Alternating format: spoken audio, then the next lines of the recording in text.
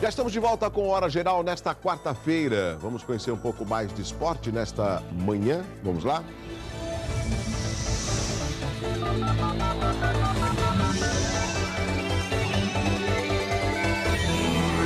A equipe de Praia Grande conquistou 2 medalhas no Campeonato Estadual de Atletismo, a categoria menor, de 16 a 17 anos. E o evento, regido pela Federação Paulista com chancela da Confederação Brasileira, foi finalizado no último domingo em São Bernardo do Campo. Adiele Augusto Ribeiro ficou com a prata no lançamento de disco com a marca de 34 metros e 20 centímetros. A primeira posição ficou com Júlia Lavínia, de Osasco. A outra medalha para a Praia Grande foi a de bronze, com Ana Caroline Pereira da Cruz. A atleta estabeleceu a 4ª menor distância da prova, mas como a 3ª colocada era da Federação Mineira, Ana acabou ganhando um lugar no pódio. Medicina diagnóstica, se precisar, estamos sempre aqui. Vamos conhecer as dicas de saúde.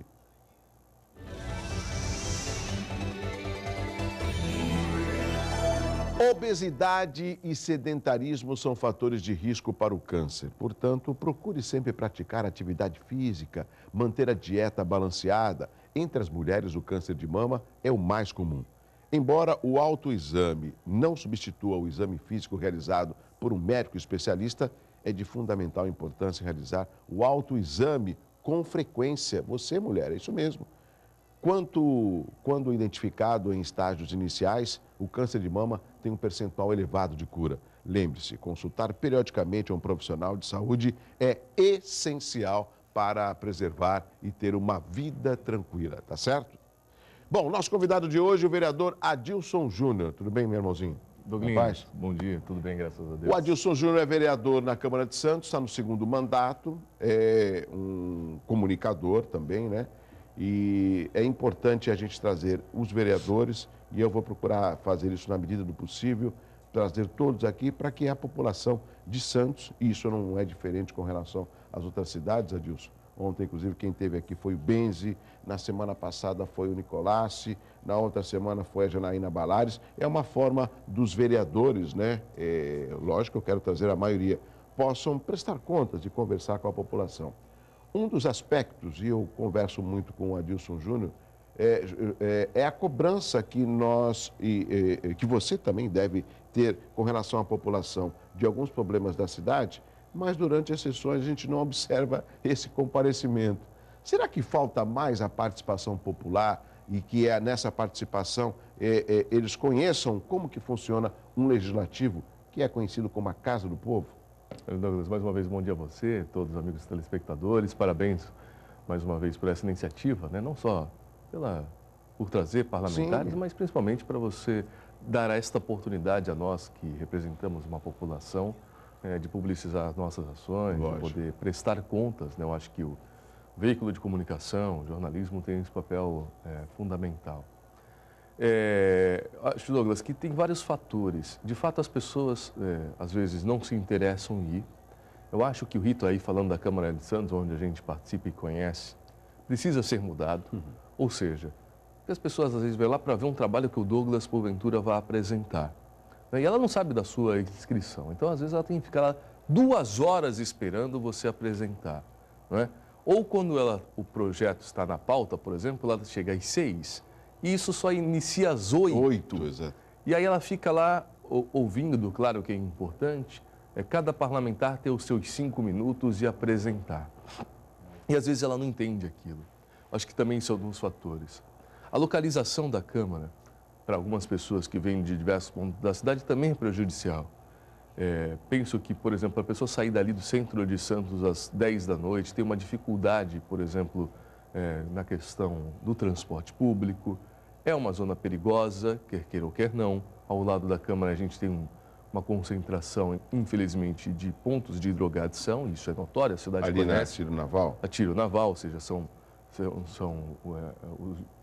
pessoas com usuários de drogas, usuários de são moradores de droga. rua. Então, isso intimida a participação da população. Né? Por isso, Douglas, eu louvo uma iniciativa, a iniciativa da Câmara de São Paulo, por exemplo, que também sofria com isso, ou seja, o tamanho de São Paulo e as pessoas se ir lá... Mas quem mora na zona sul de São Paulo, É bastante difícil. é a Câmara de São Paulo.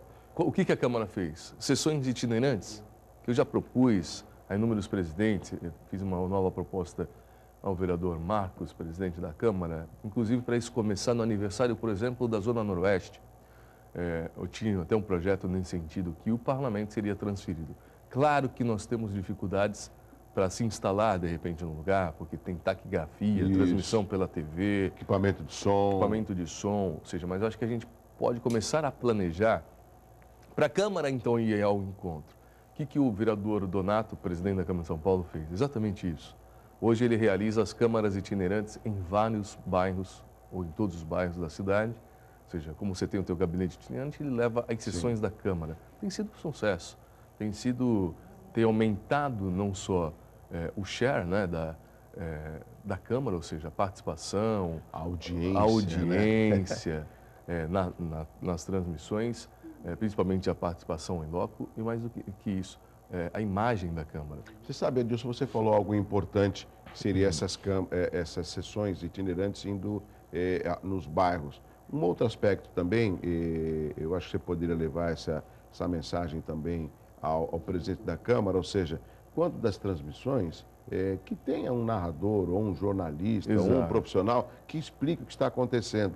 Porque se você quer saber como está a sessão e ligou na 7h15 da noite, durante uma sessão, e ele vai ver, no mínimo, algum vereador lendo no trabalho para explicar por que aquele trabalho, Exato. por que o vereador fala, peço a palavra, por que pede para subscrever, por que chega às 8 horas em ponto para o expediente, começa do dia, por que não pode deixar aquele vereador falar todos os trabalhos dele, entendeu? Exatamente. Por que pede para anexar? Ou mesmo nos projetos, que as pessoas ligam a televisão e às vezes não sabem o que está se passando, mas o que eles estão discutindo. Por exemplo, ontem se acompanhava também a votação da Câmara dos Brasília. Deputados. Existia várias interrupções do narrador e de uma outra jornalista que fazia a intervenção e explicava, olha, Isso. votaram isso e agora eles vão votar isso. Essa emenda, que eles têm um nome lá diferente do que o rito da Câmara tem, ou seja, mas uma emenda supressiva ou que valha, ela explica para o telespectador o que aquilo quer dizer. Né? Isso é importante. Não, isso é informação. E aí faz com que... eu acredito sim, o Adilson, muita gente ainda goste de política, quer participar do sistema político, mas às vezes o próprio sistema, por ele ser um pouco confuso na visão da população, ela acaba falando, eu não quero saber de política, eu não participo de política. Exato, mas exato. todo o nosso sistema é um sistema político. Exato. No governo federal, estadual e nos municípios, né? Então, lógico, é através da participação popular que a gente vai conseguir aí ganhos satisfatórios com relação ao nosso país. Como que você vê esse ano difícil na economia nacional e os reflexos aqui na cidade de Santos? É uma preocupação sua? Diária, Douglas. Eu acho que o mundo vive uma retração econômica. Não é? E quando a gente fala de macroeconomia, é claro que isso é uma verdadeira roda. Né? E tem uma outra coisa que eu imputo nessa questão econômica. Claro que os números eles estão aí, ou seja, há uma retração econômica, né? Mas isso também tem muito a ver com a questão do feeling, do sentimental, ou seja, a pessoa nem perdeu o emprego dela, tampouco perdeu a sua renda, por exemplo. Mas já está preocupada. Mas ela já está preocupada. verdade. Ela automaticamente retrai. Então, se ela janta fora com a sua esposa, não vamos, porque a economia não está boa. Vamos viajar. Não vamos mais viajar. Né? Está aí os Estados Unidos, por exemplo, subsidiando viagens para os Estados Unidos, as tarifas, para tentar fomentar, principalmente para os brasileiros. Porque houve uma retração, claro, o aumento do dólar, existem outros fatores, é lógico, estou falando que esse é um fator preponderante, mas tem muito do sentimento. Não é? E isso faz, principalmente nas pontas, no varejo, esta roda da economia, ela desacelerar, o que é preocupante. Né? Você vê, por exemplo, as pessoas deixando de consumir, você faz com que esta cadeia, ela desacelere, ou seja, você não vai mais ao restaurante com tanta frequência, e aí isso faz com que o restaurante perca mercado de trabalho, ou seja, vai reduzindo também os seus investimentos. E isso nos preocupa bastante. Isso eu acho que está, lógico que está acontecendo. O governo federal, por exemplo, anunciando inúmeros cortes, até em áreas importantes, né? 10 bilhões de reais, por exemplo, na questão da educação. Acho que Isso não é legal. Isso não é bom. Não é? Eu costumo dizer. Claro, o pacote ele é importante. O ajuste fiscal. O ajuste fiscal é necessário, porque senão a gente vai ter graves problemas na frente e precisamos efetivamente segurar a onda. Mas existem áreas que não tem jeito. Faz vaquinha. Claro que eu estou... Mas não corta a educação, né?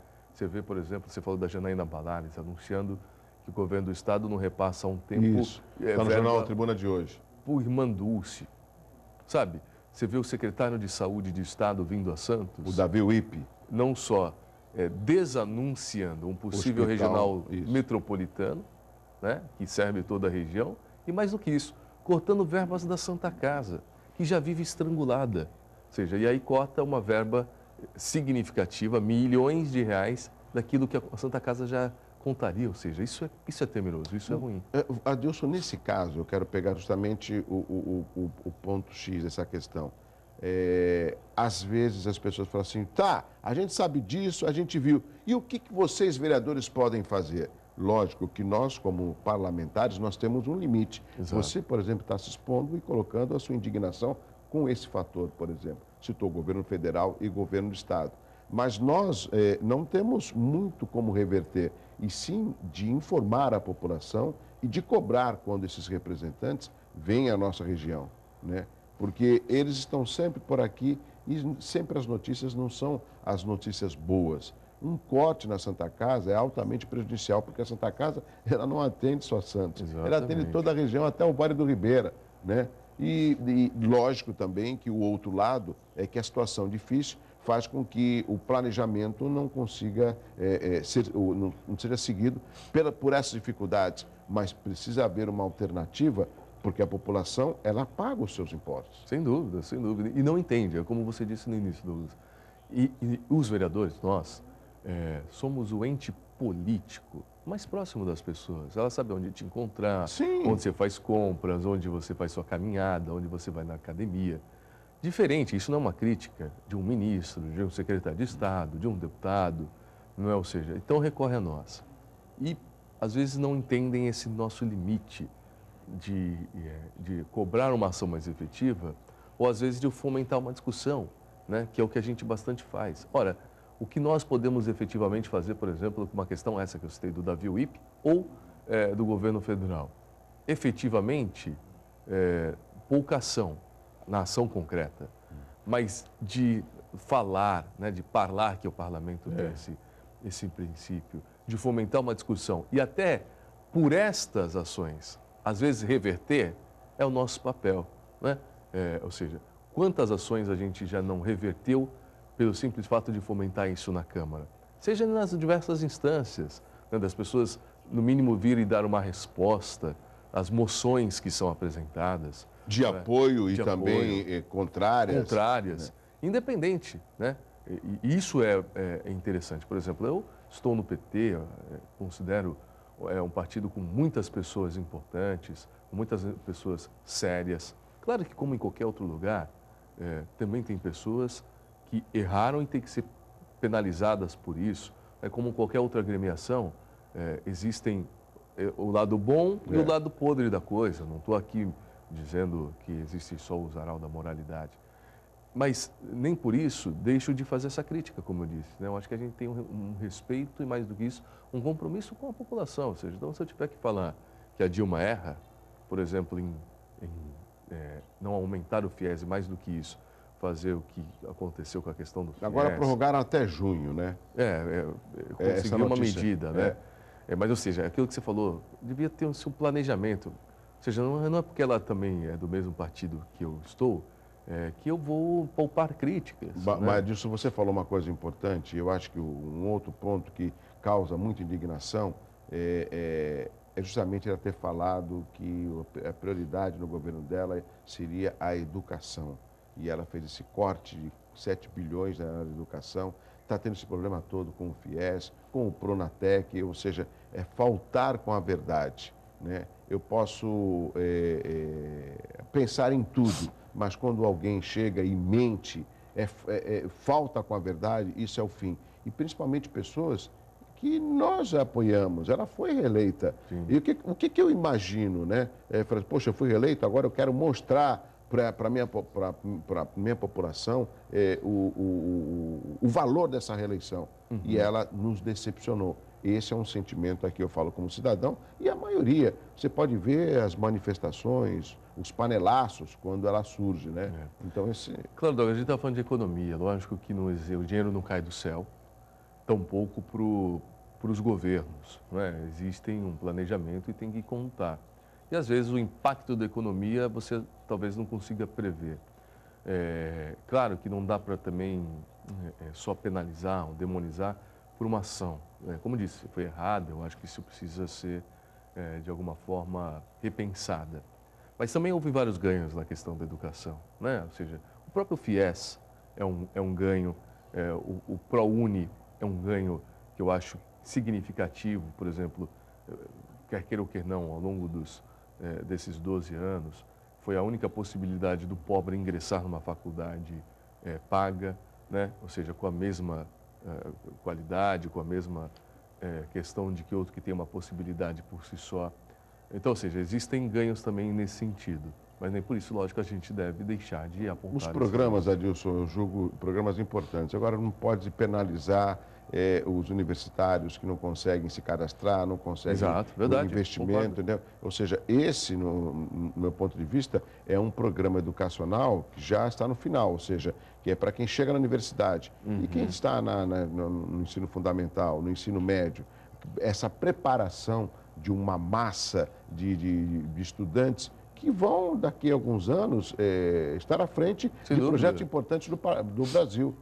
E é por aí que eu acredito que o governo tem que ter essa responsabilidade, pensar na educação como um todo.